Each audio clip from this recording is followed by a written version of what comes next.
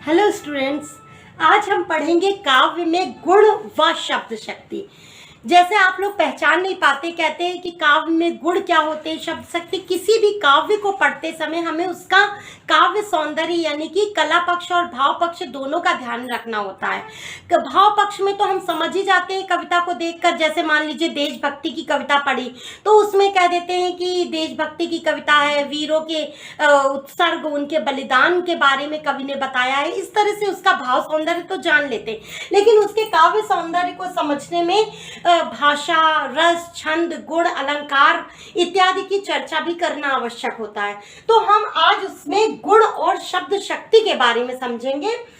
एक बात मैं अपना एक विचार आपको से साझा करना चाहती हूँ कि अगर सफलता पानी है तो सफलता पाने के लिए जो सफल व्यक्ति होते हैं, मैं उन्हें बताना चाहती हूँ आपको कि जो सफल व्यक्ति होते हैं वो कुछ अलग नहीं करते हैं, बस उनका कार्य करने का तरीका अलग होता है। इसलिए आप हमेशा सफलता पाने के लिए कार्य को अलग तरीके से करने का प्रयास करें और सफलता निश्चित एक दिन आपके कदम चूमेगी। इसी में हम आके काव्य आपको गुण ये समझाना चाहते हैं। इसके लिए मैंने आपको ये विशेष संदेश दिया है। गुण समझाने में काव्य के गुण होते हैं 3 प्रकार के।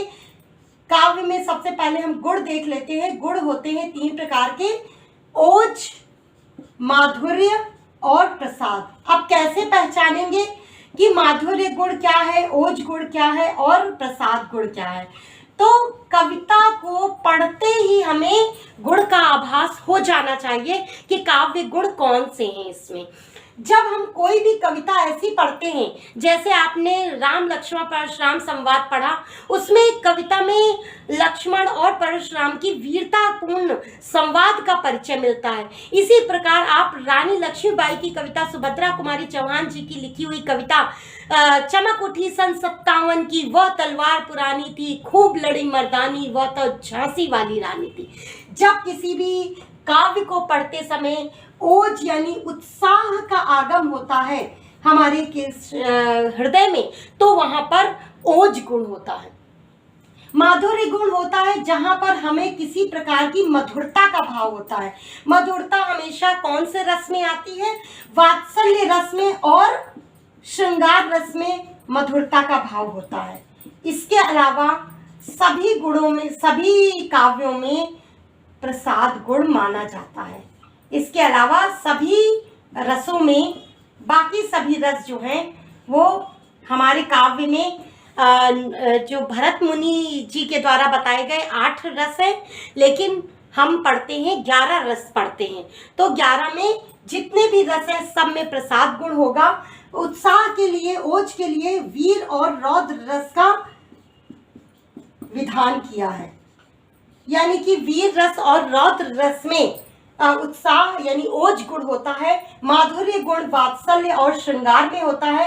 बाकी सभी रस जो है हमारे, जैसे करुण, शांत,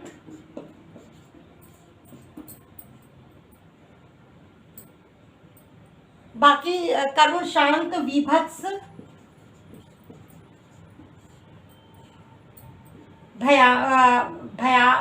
भयानक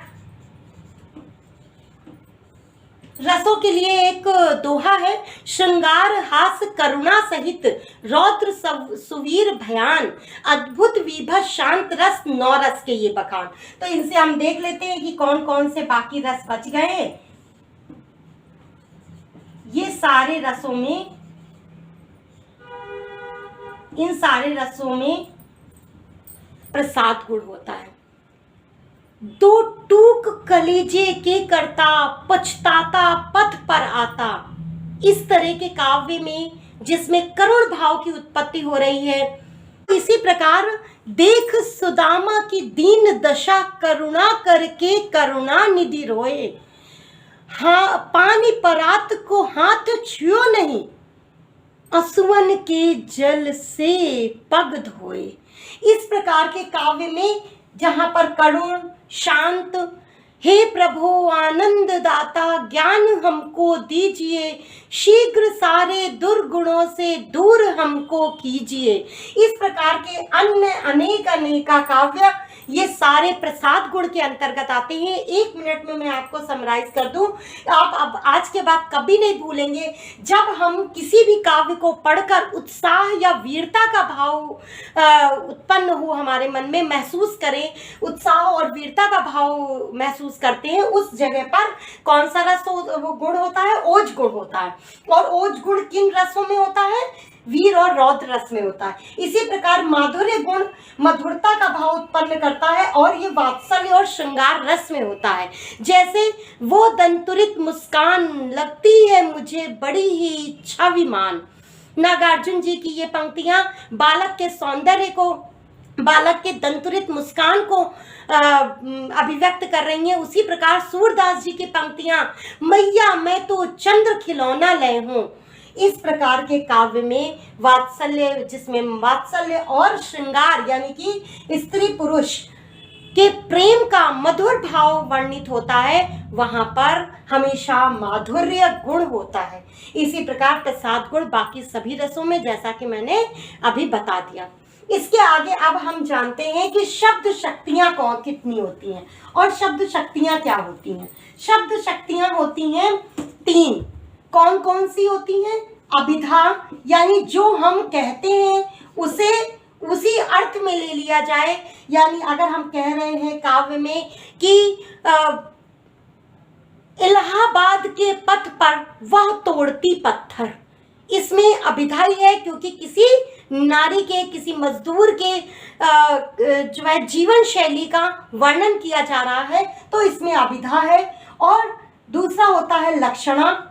लक्षणा में लक्षण किसी वाक्य के माध्यम से, किसी ऐसे शब्द के माध्यम से, प्रतीक अर्थ के माध्यम से जब हम वर्णन करते हैं काव्य में, तो वहां पर लक्षणा शब्द शक्ति होती है। जैसे कि आपको बताएं, कहना चाहिए कि अगर हम जीवन को गागर के समान बताएं या हम जीवन वृक्ष बताएं, उदधि उदर, उदधि के समान उदर बता रहे हैं, ऐसे शब्दों के अर्थ में लक्षणा शब्द शक्ति होती है, जहां पर हम प्रतीक अर्थ शब्दों का प्रयोग करते हैं। जो शब्द हम कहना चाहते हैं वो नहीं हो करके, बल्कि उसका कुछ और मतलब होता है। जैसे हम किसी बालक को कह दें कि तुम मूर्ख हो, ये ना कहकर कह दे तुम गधे हो। इस तरह के शब्द शक्तियां क्या होती हैं? लक्षणा होती हैं। और तीसरी होती है व्यंजना, जिसमें व्यंग्य होता है, यानी कि किसी पर किसी तीसरे अर्थ को अभिव्यक्त करने का प्रयास करता है। जैसे अगर कोई चोर अपने साथी चोर से कहता है कितनी अंधेरी रात है, इसका मतलब ये नहीं कि वो अंधेरे के बारे में कहना चाहता है, बल्कि वह चोर उस अंधेरी रात में चोरी करने के सुगम अवसर को खोजने का प्रयास कर रहा है। इसी प्रकार कोई भी जब उसमें आपने सूरदास जी का गोपियों का व्यंग्य पढ़ा, गोपियों का ताना पढ़ा उद्धव जी के लिए, तब उसमें कहा कि उद्धव तुम तो अत बड़ भागी, तुम तो अत्यंत भाग्यवान हो। हम किसी को मूर्ख कहना चाहते हैं, लेकिन उसे मूर्ख ना कहकर बुद्धिमान कहते हैं। ऐसे भावों में व्यंजना शब्द शक्ति होती है। आज के लिए बस इतना ही, मिलते हैं नेक्स्ट वीडियो में। पढ़ते रहिए, आपका दिन शुभ हो।